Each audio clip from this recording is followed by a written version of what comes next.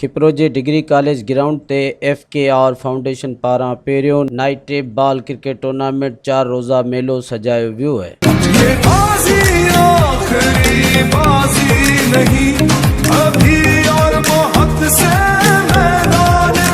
जंहिंमें ज़िले सांगड़ जे मुख़्तलिफ़ शहरनि जे क्रिकेट क्लबनि जे 12 टीमनि हिस्सो वरितो आहे। 4 ॾींहंनि वारे हलंदड़ टूर्नामेंट में सांगड़ ज़िले जे मुख़्तलिफ़ क्रिकेट क्लबनि जे टीमनि में दिलचस्प मुक़ाबला थिया।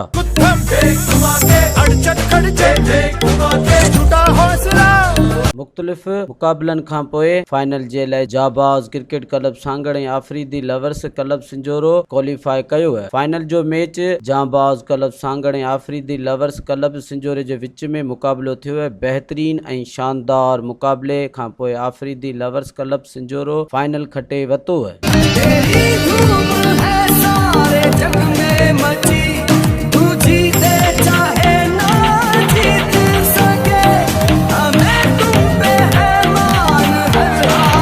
इन मौके ते फाइनल में महिमान ख़ास FKR फाउंडेशन जे चेयरमैन काज़ी फरहान खान राजड़, GDA जे MPA काज़ी शमसुद्दीन राजड़, काज़ी करीम राजड़, ज़ीशान अहमद राजड़, काज़ी शोएब अहमद राजड़, रहीम राजड़ हुआ।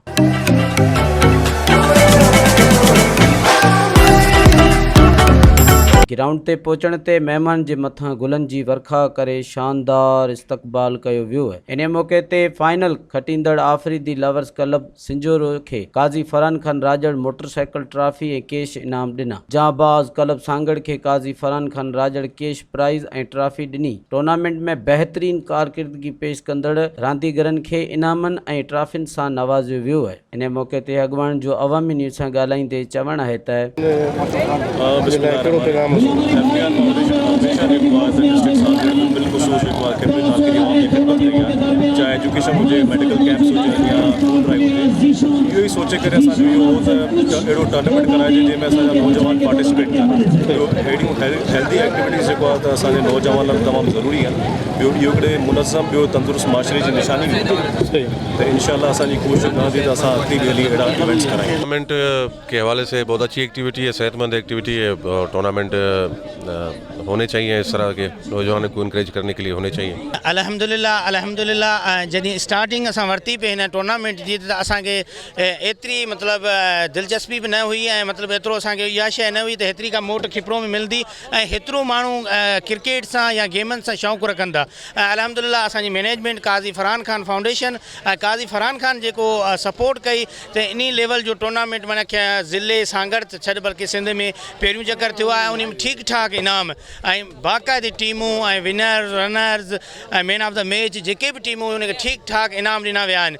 असां गुज़ारिश कंदासीं हिन चैनल जे प्लेटफॉर्म तां सिंध गवर्नमेंट खे असांजे नुमाइंदनि खे त महिरबानी करे खिपरो जे लाइ हिकु ग्राउंड ॾिनो वञे। अल्हम्दुलिल्लाह हिकिड़ो वॾो चैलेंज हो ऐं उहो चैलेंज आउं अकेलो फेस करे न पिए सघियसि ऐं न ई करे सघां। मुंहिंजनि दोस्तनि इक़बाल राजड़, असद राजड़, मोहम्मद खान राजड़ ऐं ऑर्गेनाइज़िंग कमेटी उन्हनि जो साथ रहियो, सपोर्ट रहियो ऐं अल्हम्दुलिल्लाह वॾे चैलेंज खे फेस कयोसीं ऐं कामयाबी हासिल थी ऐं ज़िले सांगड़ जे 12 टीमुनि हिस्सो वरितो। क्राउड तमामु वॾो डेली बेसिस जो 20 खां 25,000 जो क्राउड हूंदो। खिपरे जे माण्हुनि शहरनि बि असां तमामु बहितरीनु तावन कयो। तमामु शाइक़ीन जेके हुआ तमामु डिसिप्लिन सां रहिया ऐं असां सां उन्हनि कोऑपरेट कया। उन शहरनि जो बि थो रहतो आहियां, मीडिया वारनि जो बि थो रहतो। माशाल्लाह पहले तो मुबारकबाद देना चाहता हूँ खिपरो की आवाम को और खिपरा की टूर्नामेंट कमेटी को। माशाल्लाह बहुत अच्छा टूर्नामेंट था, हमें खेले इधर बहुत मज़ा आया। 4 दिन से हम खेल रहे हैं यहाँ पर मुसलसल। और इनामत की बात की जाए तो माशाल्लाह बहुत इनाम मिला यहाँ पर हमें। बहुत बड़ी बात है यहाँ पर कि टूर्नामेंट कमेटी ने फीस भी नहीं ली, इतना खर्च किया है, वो भी नाइट में बहुत खर्च होता है। माशाल्लाह बहुत अच्छा टूर्नामेंट किया है। माशाल्लाह हमारे लिए कोई एजाज़ की बात है कि आज हमारी टीम जीती है। हालांकि टीमें बहुत अच्छी थी हमारे अगेंस्ट, तो हमारे लड़के बहुत अच्छा खेले और हमारे अल्लाह ने परफॉर्मेंस कराया, हमारे लड़कों से परफॉर्मेंस हुई तो आज हम ये इवेंट जीते हैं। जॾहिं त इन मौके ते बहितरीन टूर्नामेंट ऑर्गेनाइज़ करण ते FKR फाउंडेशन टीम जे गुलाम अली राजड़, इक़बाल राजड़, असद बोज़दार ऐं ॿियनि खे मिडल ट्रॉफियूं सर्टिफिकेटनि सां नवाज़ियो वियो आहे। इन मौके ते ग्राउंड में मोहम्मद याकूब काइम खानी, मोहिन मुखी, आमिर लियाकत काइम खानी, मुमताज़ मल्ला, मंठा राजड़ किंगरीज़, शोरूम्स RB राजड़, शफ़ी मोहम्मद राजड़ समेत